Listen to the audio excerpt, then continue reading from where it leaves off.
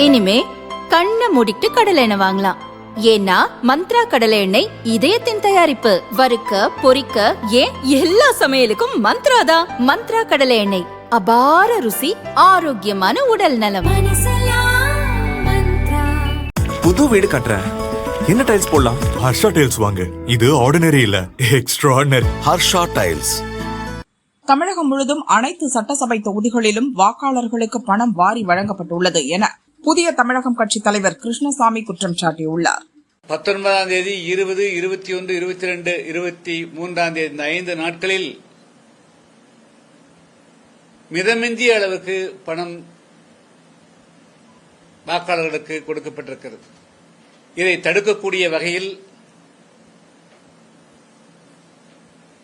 தேர்தல் ஆணையம் வலிமை பொருந்தியதாக இல்லையா, அல்லது இதை தடுக்க முடியாது என்று தேர்தல் ஆணையம் கருதுகிறதா, அல்லது இது ஒரு அங்கம் என்று பணப்பழக்கம், இது ஒரு தேர்தல் நடைமுறையின் அங்கம் என்று விட்டுவிடுவார்கள் என்று தெரியவில்லை. கோவையிலே கூட பல தொகுதிகளில்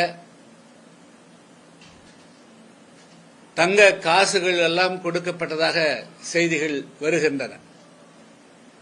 இது இப்படியே இருந்தால் இந்த நாடு எங்கே போய் முடியும்?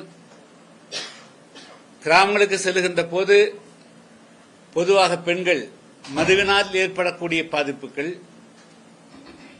போதை பழக்கங்களால் தங்களுடைய பிள்ளைகள், இளைஞர்கள் அவர்களுக்கு ஏற்படக்கூடிய பாதிப்புகள், பெண்களுக்கு பாதுகாப்பற்ற நிலை, இளைஞர்களுக்கு வேலையில்லாத நிலை அனைத்தையும் சுட்டிக்காட்டுகிறார்கள்.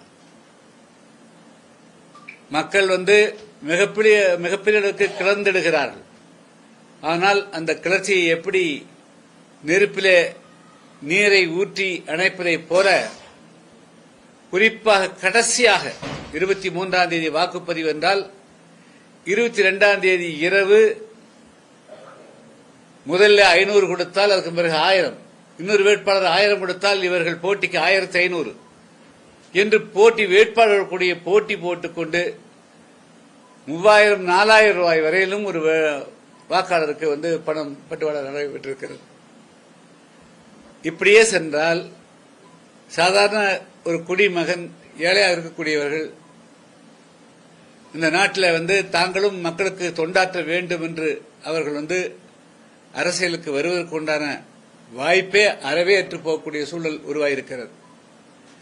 எனவே தமிழ்நாட்டில் நடைபெற்றது ஒரு சாதாரணமான தேர்தல் சடங்காகத்தான் நடைபெற்றிருக்கிறது தவிர, இந்த தேர்தலை வசதி உள்ளவர்கள், பணம் உள்ளவர்கள், நீங்களா இந்த தேர்தலை நடத்திக் கொள்ளுங்கள், நாங்கள்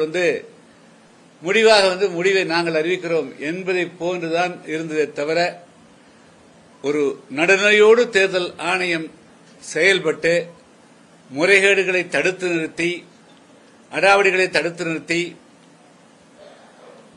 வாக்காளர் கொடுத்திருக்கக்கூடிய அந்த பணங்களை எல்லாம் தடுத்து நிறுத்தக்கூடிய வகையில தேர்தல் ஆணையம் செயல்பட முடியாத ஒரு நிலை கவலை அளிக்கக்கூடியதாக இருக்கு.